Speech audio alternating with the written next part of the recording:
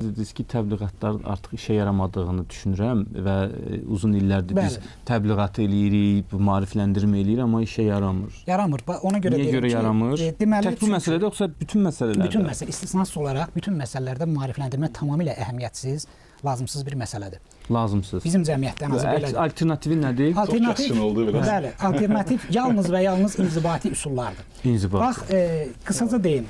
30 ildir biabırçı yas mərasimlərinə qarşı maarifləndirmə aparılır. Düzəlir vəziyyət yox. Toylar düzəlir yox. Yol hərəkəti qaydaları düzəldi yox. Nə vaxt düzəldi? Kameralar, radarlar, amma avtobusla bağlı bütün məsələlər düzəldi. Nə vaxt düzəldi? Avtobuslar qabaqdan kartla minib arxadan düşmək. Amma siz o qaydanı götürsəz yenə yəni maarifləndirmə ilə heç nail olmur. Amma inzibati üsullar, cərimələr, cəzalar olmadıqca bu mümkün deyil.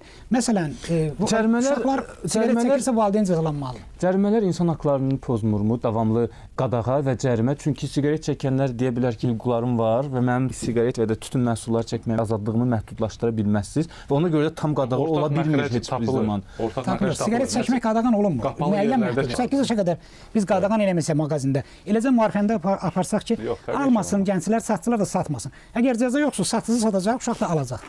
Nə vaxt o satış dayandırıldı, inzibati cəza. Qorxu bir mədəniyyət yarada bilirmi bəs? Mütləq şəkildə. Bu gün nümunəvi sivil cəmiyyətlərin istisnasız olaraq son nəfərinə qədər cəza və qorxu üzərində formalaşdırılır. Məsələn, Avropa cəmiyyətlərinin tarixi məlumdur.